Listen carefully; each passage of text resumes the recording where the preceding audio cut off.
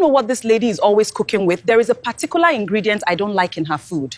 Relax, baby. She has the right to cook whatever she likes. But that doesn't mean she should make her neighbors uncomfortable.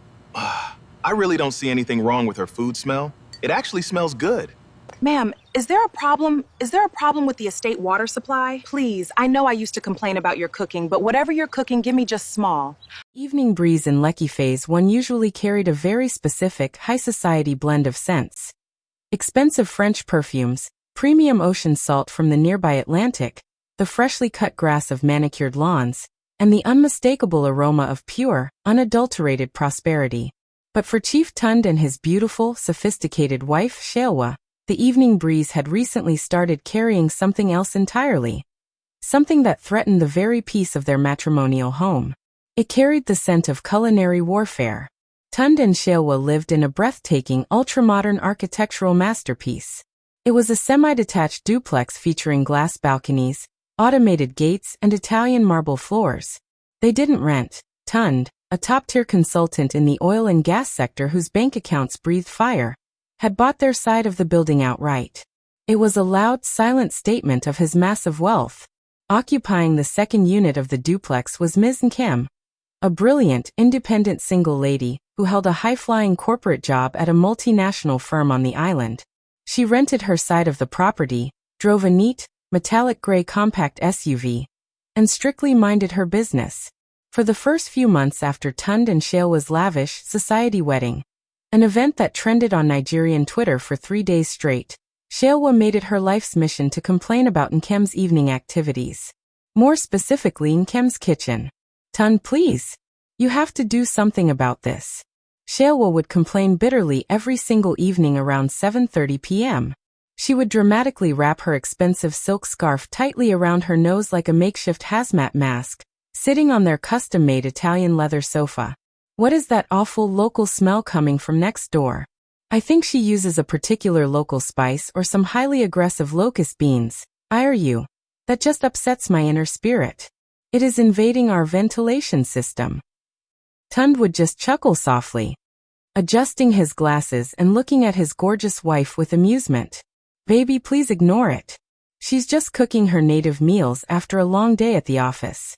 We bought the house, yes, but she paid good rent for hers. We can't exactly dictate what a tenant eats in her own kitchen, or report her to the estate association for cooking traditional soup. It's not funny, Tund. Shalwa would snap, flipping her long bone-straight hair over her shoulder. We are one of the richest families on this street. We cannot be inhaling low-budget ogbono and native spices against our will. It's a violation of our estate bylaws. Tund would just pull her close, kiss her forehead, and tell her to let it go. Little did Shalwa know, the spiritual forces of African pregnancy were lurking in the shadows, listening to her complaints, and laughing in deep echoes. A massive, humbling lesson in humility was currently loading for the billionaire's wife, and it was going to start right from the kitchen next door. The universe has a wicked sense of humor, and when it decides to humble a high-society Lekki woman, it doesn't do it by halves. It happened exactly 3 weeks after Shalwa had threatened to write a formal petition to the Lekki Phase 1 Landlords Association regarding atmospheric pollution via local spices. It was a cool Thursday evening. The rain had just settled the dust outside, and Nkem's kitchen exhaust was doing what it did best, blowing the heavy, warm aroma of freshly prepared ofensala, white soup, straight across the shared courtyard and into the open window of the chief's master bedroom. Shalwa was lounging on her king-sized bed, scrolling through an luxury fashion app, when the aroma hit her. Instead of her usual dramatic gasp, instead of reaching for her designer silk scarf to block her nostrils, Shalwa froze. Her thumbs stopped moving across the screen. Her nose twitched. She sniffed the air once, then twice. Deep within her soul, something shifted. A strange, primal switch was flipped. Downstairs in the living room, Tund was reviewing a multi-million-dollar oil contract when he heard the frantic, hurried footsteps of his wife coming down the marble stairs. He expected her to demand they turn on all the air purifiers. Instead, Shalwa walked into the living room with her eyes wide, staring at the wall that separated their duplex from Nkem's. Tund, she whispered, her voice laced with an eerie, breathless intensity. Yes, my love? Is the smell bothering you again? Tund asked, already reaching for his iPad to message the estate facility manager just to appease her. Should I ask the chef to bake some cinnamon rolls to mask it? No, Shailwa said, licking her lips slowly, her eyes completely glazed over. Tund, do you smell that? That exact thing she is cooking right now. The local spice you said was a violation of human rights? Tund asked, raising an eyebrow. It doesn't smell like a violation anymore, Tund, Shailwa whispered, stepping closer to the window and inhaling deeply, as if trying to suck the entire kitchen next door through the glass. It smells like heaven. It smells like everything I have ever needed in my entire life. Tund, I swear to you, I would give up my entire wardrobe just to have one single taste of whatever that girl is stirring in her pot tonight. Tund dropped his pen, staring at his wife thoroughly. This was a woman who routinely looked down her nose at five-star hotel menus and threw tantrums if her imported sparkling water wasn't chilled to exactly 4 degrees. Yet here she was, looking like a woman under a powerful, traditional spell, hypnotized by the very aroma she had sworn to destroy. The battle lines had officially blurred, and the enemy spice had just become the ultimate lover. The transformation was not a one-time spiritual encounter. It became a daily, escalating obsession. Shailwa had completely abandoned her luxury fashion apps. Instead, by 6 p.m. every evening, she would station herself near the dining room window, looking out into the driveway like a watchman waiting for the early morning sun. The moment Nkem's metallic gray compact SUV rolled through the automated estate gates, Shailwa's entire demeanor would change. Her heart would beat faster. The second she heard the heavy clinking of Nkem's pots and the aggressive chopping of onions and habanero peppers next door, Shailwa would begin pacing the floor like a corporate executive waiting for a stock market report. Tund, she is frying something, Shailwa would report with intense gravity, clutching her chest. I think it's plantain. But it doesn't smell like our plantain. Why does her oil smell so different? Tund, do you think she uses special salt? Shailwa, it is ordinary palm oil and vegetable oil. Tund would groan, trying to focus on his Zoom meetings. We buy the most expensive oil from the supermarket. Our chef can make you whatever you want. Our chef does not have the anointing. Shailwa snapped one Saturday morning, tears suddenly welling up in her eyes. She sat on the kitchen island, sniffing loudly. Yesterday, Nkem was eating leftover rice. I know it was leftover because I heard the microwave beep from our living room. Tund, I spent the whole night crying because I wanted that exact leftover rice. If I don't eat her food, I feel like I will die. Tund dropped his coffee mug. He looked at his wife. Her skin was glowing unusually bright, her face was slightly fuller, and she was currently sobbing over another woman's leftover rice. A sudden realization hit the oil and gas mogul like a lightning bolt. He burst into a loud, booming laugh that echoed across the high ceiling. Shailwa, my love, Tund shouted, clapping his hands together in typical Nigerian fashion. Oh ho! The mystery has been solved. This change in your hormones is not ordinary at all. My wife, you must be pregnant. Shailwa stopped crying and blinked. Pregnant? But we only tried wait. Tund didn't even wait for her to finish.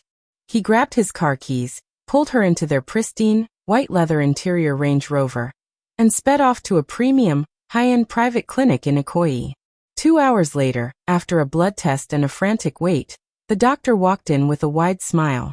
The prophecy was fulfilled. The test was blindingly positive. They were going to have a baby. Tund was over the moon, dancing in the hospital hallway and calling his car dealer to ask about the latest family SUVs. He genuinely believed that this joyful news would put an end to the madness. He believed that knowing she was pregnant meant they could now control it. He had absolutely no idea that the pregnancy had just officially assumed executive control over his household, and its headquarters remained firmly rooted in Nkem's kitchen. Now that the pregnancy was official, Chief Tund went into absolute, billionaire-level panic-buying mode. He was determined that his wife would lack absolutely nothing. He didn't just want to satisfy her cravings. He wanted to obliterate them with wealth. First, he contacted a premium agency and hired Chef Pierre, a gourmet culinary expert who had trained in Paris and could turn ordinary chicken into a Michelin star experience. Next, Tund took a trip to a high-end supermarket on Admiralty Way, and personally supervised the restocking of their massive, smart double-door refrigerator. He filled it with imported strawberries, organic Greek yogurts, choice cuts of Wagyu beef, premium Atlantic salmon, and every luxury delicacy Lagos had to offer. He even bought a specialized ice cream maker just in case she wanted gelato at 2 a.m. There, Tun said proudly, dusting his hands as he showed Shalewa the magnificent spread. Anything you want, my love. Chef Pierre is on a 24-hour standby. You don't ever have to look out that window again. But the pregnancy had its own independent, stubborn agenda. And that agenda completely looked down on French culinary training. That very evening, Chef Pierre prepared a breathtaking dish. Pan-seared sea bass infused with white wine reduction, served alongside a delicate truffle-infused potato puree. It looked like art. It smelled like $1 million. Shalewa sat at the magnificent marble dining table, picked up her silver fork, and looked at the plate with pure, unadulterated disgust. Right at that exact moment, the unmistakable scent of Nkem's dinner began to seep through the window. Nkem was making local concoction rice, cooked with heavy red palm oil, smoky dried fish, and IRU locust beans. Shalewa's nose twitched. She dropped her silver fork onto the floor with a loud clink. Chef Pierre, Shalewa said, her voice dripping with maternal authority, take this white wine fish away from me before I throw up on your apron. It has no soul. It has no character. But madam, Chef Pierre stammered, his accent cracking under pressure. This is premium sea bass. I don't care if it is a sea shark. Shalewa cried out, turning to Tund with fat tears forming in her eyes. Tund, tell him to take it away. My soul is crying out for what is happening next door. Look at Nkem's chimney, Tund. The smoke is calling my name. I want the smoky dried fish rice. If I don't get it, our baby will have a birthmark shaped like a locust bean. Tund buried his face in his hands, completely defeated. His millions were useless against the supernatural forces of a Nigerian pregnancy craving. The daily ritual officially began on a breezy Monday evening. The transition from a secret, desperate longing to an active, shameless operation happened faster than Tund could have ever anticipated. It was exactly 7:15 p.m. The neighborhood was quiet, save for the hum of various soundproof generators and the distant sound of security guards greeting residents. Suddenly, the familiar clack-clack of Nkem's corporate heels echoed in the driveway, followed by the heavy thud of her SUV door closing. Within 10 minutes, the unmistakable, aggressive hiss of fresh onions hitting hot palm oil filled the shared courtyard. Inside the billionaire's mansion, Shalewa's internal radar went off instantly. She stood up from her plush sofa like a soldier hearing a battle trumpet. Disregarding Chef Pierre, who was currently sweating over a stove trying to prepare a premium saffron risotto, Shalewa marched straight into her own kitchen. She bypassed the everyday plates and went straight for her imported, gold-rimmed royal ceramic dinnerware. Shalewa, what are you doing with that plate? Tund asked, raising an eyebrow as he watched his pregnant wife walk toward the front door. Are you going to ask the chef to serve you upstairs? I'm going to get my dinner, Tund, she said calmly, adjusting her expensive silk maternity gown. From where? From the source, she replied, gesturing toward Nkem's apartment. Before Tund could process her words or leap off the sofa to stop her, Shalewa had already unlocked the heavy security door, stepped out onto the porch, and walked across the short distance separating their two units. Tund rushed to the window, his heart in his throat, pulling back the heavy curtains just enough to peek out. Knock, knock, knock. Nkem opened her door, still wearing her corporate trousers with her work ID card hanging loosely around her neck. Her face was flushed from the heat of the stove. She looked up, expecting to see a delivery man or perhaps a security guard. Instead, she found her ultra-wealthy, glowing neighbor standing on her concrete porch. Shalewa was looking like a queen, smelling of expensive oud perfume, but holding an empty, gold-rimmed ceramic plate in both hands like a hungry boarding school student at a refectory door. Mrs. Tund. Good evening, Nkem stammered, completely caught off guard, her wooden stirring spoon still in hand. Is everything okay? Ma'am, is there a problem? Is there a problem with the estate water supply? Please, I know I used to complain about your cooking, but whatever you're cooking, give me just small. Is there a problem with the estate water supply? Shalewa didn't look at the ID card, nor did she care about the awkwardness of the situation. She looked past Nkem's shoulder, her eyes locking onto the steaming pot on the stove, and gave a small, helpless nod. The first boundary of high society pride had officially been breached. "Nkem, please," Shelwa begged, her voice dropping into a desperate theatrical whisper. Her eyes grew wide and tearful, completely stripped of her usual high society lecky posture. "I know I used to complain about your cooking. I know I was terrible. But please, whatever you are making tonight, even if it is just ordinary boiled yam and raw palm oil, please give me some. The baby is crying in my womb for it." Nkem stared at her, blinking in absolute disbelief. She looked at the gold-rimmed ceramic plate, then at Shelwa's expensive silk gown, and then back at the plate. A slow smile crept onto Nkem's face as the sheer comedy of the situation washed over her. Being a deeply empathetic and good-natured woman, Nkem burst into a warm, hearty laugh. "Oh, Mrs. Tund. Say no more." Nkem chuckled, stepping aside to let her in. "It's just local yam porridge with plenty of ugwu and smoked fish. Come inside. God bless your corporate soul." Shelwa cheered, practically floating into Nkem's kitchen. She didn't care about the lack of air conditioning in Nkem's kitchen at that moment. She just stood over the pot, inhaling the steam like it was a premium spa treatment. Nkem dished out a mountain of the steaming porridge onto the luxury plate. Shelwa didn't even wait to get back to her own mansion. She took a spoonful right there in Nkem's kitchen, closed her eyes, and let out a dramatic, spiritual moan of satisfaction. "Oh my God, Nkem. This is it. This is life." Holding the plate like it was the Holy Grail, Shelwa thanked Nkem profusely and walked back across the compound with a victorious march. Tun stood by the window, watching his wife bring home the looted porridge.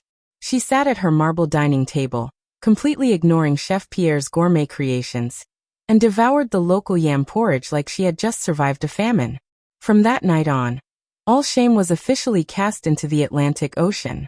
Shelwa had become a certified, high-end neighborhood beggar, and there was no turning back. Chief Tund was dying a slow, agonizing death of pure, unadulterated Nigerian embarrassment. He was a man of high status, a heavy hitter in the oil and gas sector, a member of exclusive clubs on the island, and a man whose name was spoken with respect in boardroom meetings. Yet his current reality involved watching his wife, clad in expensive, imported maternity silk gowns and custom diamond slippers, cross the shared courtyard every single evening to beg a corporate tenant for food. It was systematically breaking his corporate spirit. "Shelwa, I beg you in the name of God," Tund pleaded one evening, pacing the floor of their living room and pointing a trembling finger at their heavy marble dining table. "Look at this table. Look at it. There is fresh fish stew made with premium croaker. There is native goat meat pepper soup. There is continental seafood pasta. I spent a fortune on groceries this week alone. Why are you doing this to my family name? People will think I am starving you." Shelwa, who was currently tracking the sound of Nkem's blender from next door, didn't even look at him. She just rubbed her baby bump and sniffled. "Tund, your fresh fish stew has pride. It tastes like money and arrogance," Shelwa said, her voice dripping with hormonal drama. "But Nkem's food. Oh, Tund. Her food has anointing. It has humility. It has the exact type of pepper that my womb is demanding." "But Shelwa, the security guards are looking at us," Tund cried out, his voice cracking. "The estate chairman drove past yesterday and saw you standing on her porch with a plastic bowl." "A plastic bowl, Shelwa? My wife. If this gets to the Lagos business community, they will think my oil blocks have dried up. They will think I need a bailout." "Let them talk," Shelwa replied shamelessly, grabbing a fresh spoon from the drawer. "When they are ready to carry this pregnancy for me, they can dictate where I eat. Until then, Nkem is my chef, and I am her loyal customer." Tun dropped into his armchair, burying his face in his hands, completely defeated. He had the money to buy a whole restaurant, but his wife had chosen a rent-paying single lady as her personal savior. Meanwhile, on the other side of the duplex, Nkem's entire lifestyle had undergone a drastic, involuntary upgrade. She quickly realized she was no longer cooking for a busy, single corporate lady who could survive on cereal or a light salad whenever she felt lazy. She was now running an elite, daily catering service for a pregnant VIP whose husband owned an oil block. Nkem had to completely adjust her monthly grocery budget. She went from buying small, neat quantities of vegetables and proteins to loading her SUV with massive baskets of habanero peppers, giant tubers of abuja yam, and boxes of smoked fish from the market. It was an unwritten, humorous protocol of the compound. Nkem would cook, Shalwa would appear with a luxurious plate, and Tund would hide his face behind his premium curtains in deep, quiet shame. I might as well open a restaurant right here. Nkem would laugh to herself every evening as she chopped double the amount of onions she actually needed. She even started altering her cooking style to accommodate the VIP baby in Shalwa's womb. If she wanted to make her soup extra spicy, she would pause and think, "Wait, let me tone down the pepper a bit today so Mrs. Tund's chest doesn't burn her tonight." She became so accustomed to the daily ritual that if it was 7:45 p.m. and the familiar, gentle knock, knock, knock hadn't sounded on her door, Nkem would actually find herself standing by her stove, looking at the door worried. "Don't tell me this baby is rejecting my food today," she would mutter, adjusting her apron. Sure enough, within 5 minutes, the security door next door would click open, and Shalwa would come walking across the courtyard, glowing, smiling, and holding her empty plate like a trophy. It was a chaotic, hilarious routine, but it worked perfectly, until one fateful rainy Tuesday broke the protocol entirely. The real crisis hit on a brutally rainy Tuesday.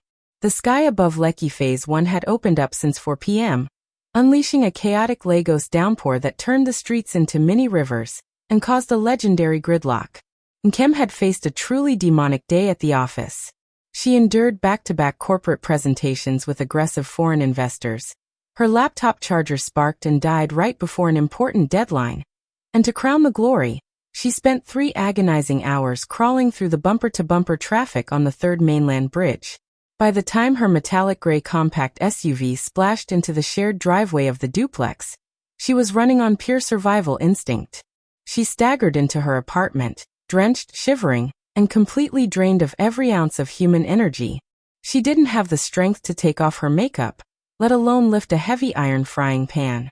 "Tonight, the kitchen is closed," Nkem muttered to herself, throwing her corporate handbag onto the sofa.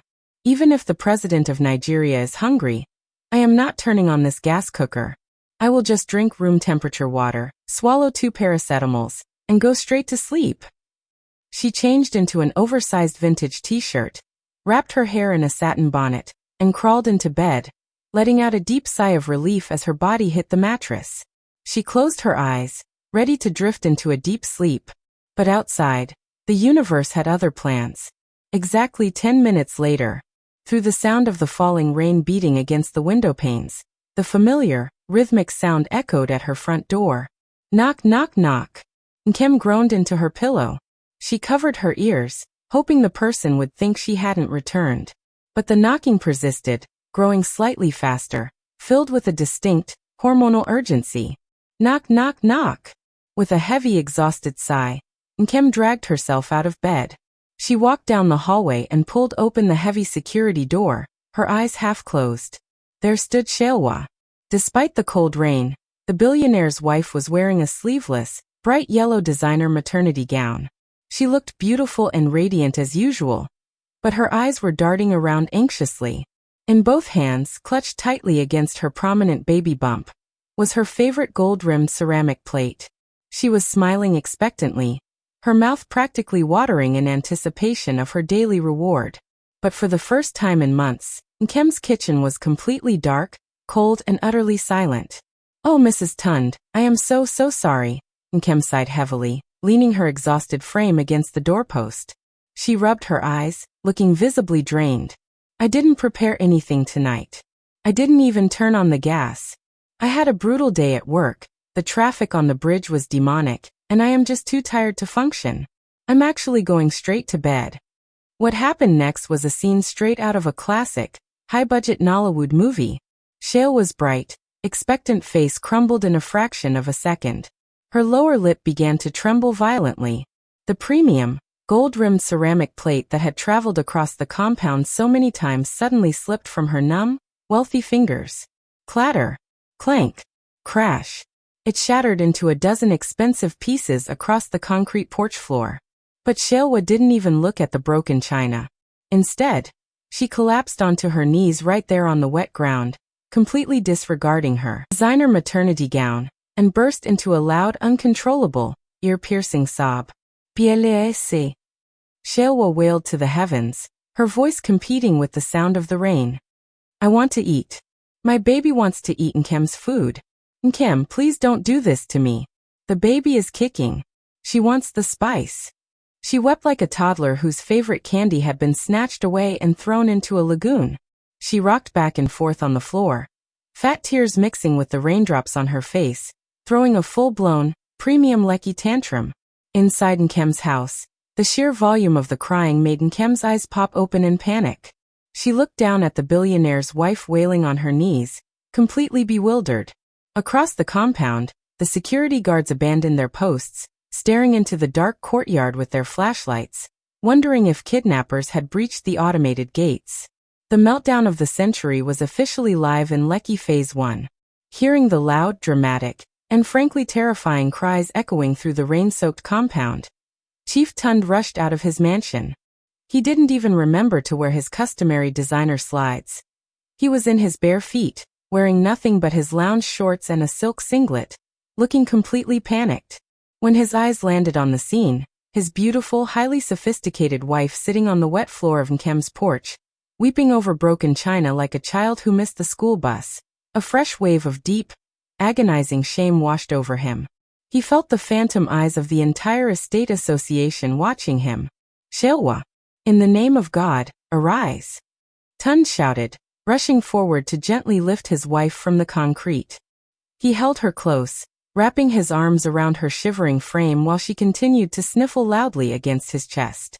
Nkem, I am so sorry, Tund said, his face turning an impressive shade of embarrassed red under the porch light. He looked at Nkem with a mixture of apology and sheer helplessness. Look at this woman. I beg you, don't be offended. Yesterday, she demanded I buy expensive fresh fish stew from a luxury restaurant. I spent a fortune getting it, and right now, as I speak to you, it is sitting completely untouched in our double-door fridge. She refused to even look at it.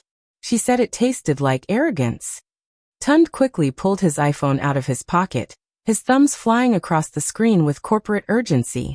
Please, Nkem, I cannot take this embarrassment anymore, the oil mogul pleaded, looking at the tired single lady. Give me your account number right now. Let me send you a significant amount of money.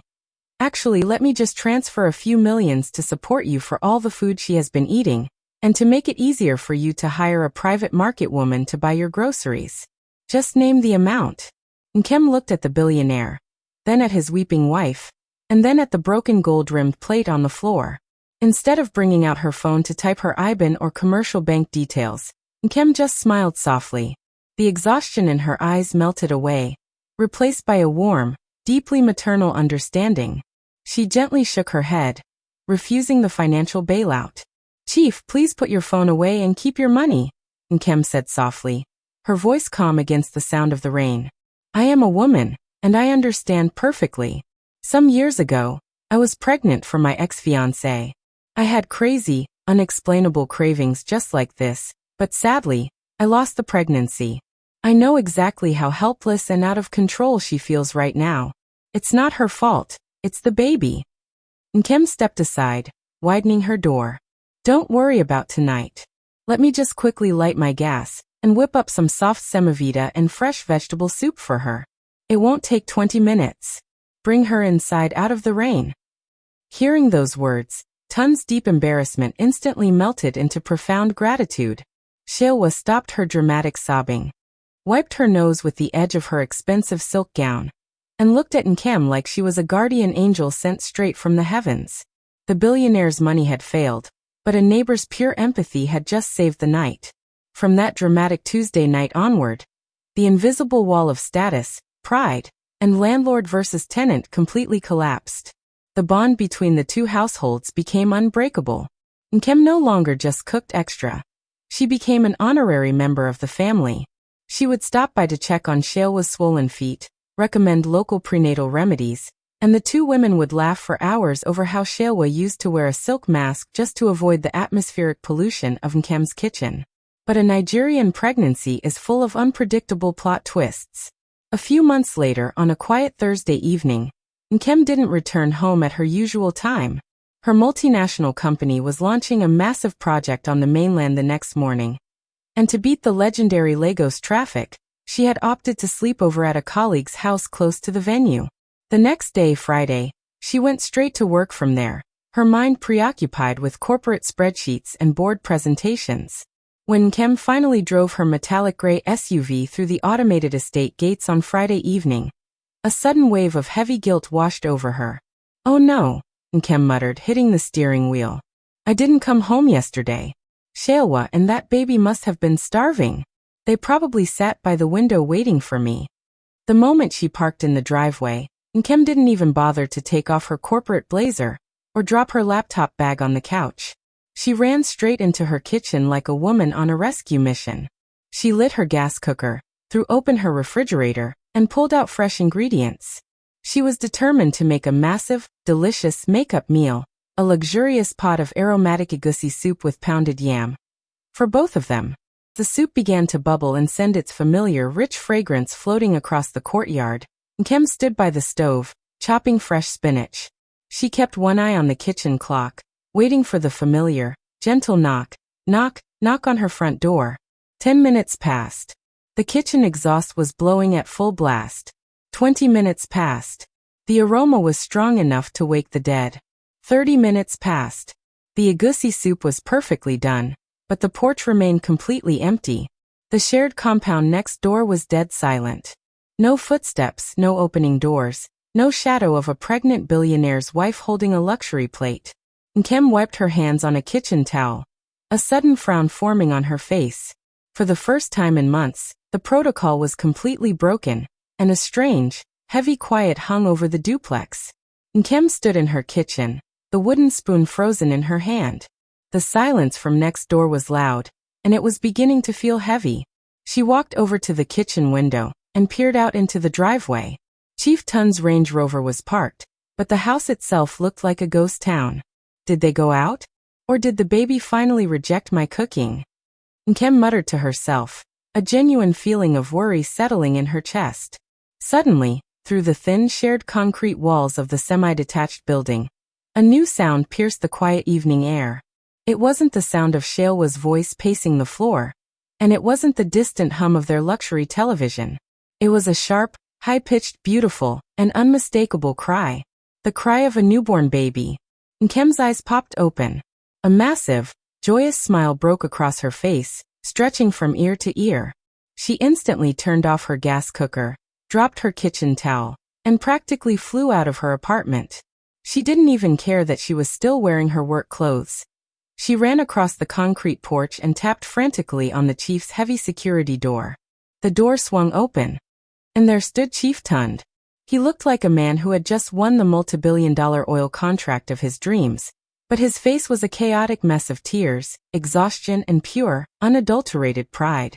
"She just gave birth right here before the ambulance could even move, Nkem," Tund whispered, his voice cracking with emotion as he pulled his neighbor into a tight, grateful hug. "She's here. The princess is here." Nkem walked softly into the master bedroom. The room smelled of premium baby lotion and fresh linen.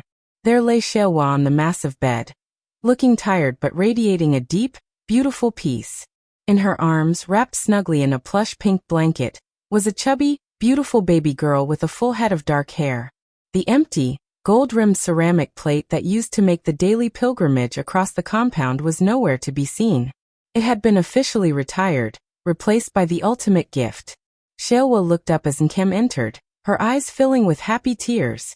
She gave a weak, joyful laugh. "The baby finally stopped crying for your food, Nkem," Shalwa whispered, looking down at the little girl. "She's finally here." Nkem bent down, kissing Shalwa's forehead before gently cradling the newborn in her arms. As the baby let out a tiny, contented yawn, Tund and the two women burst into laughter.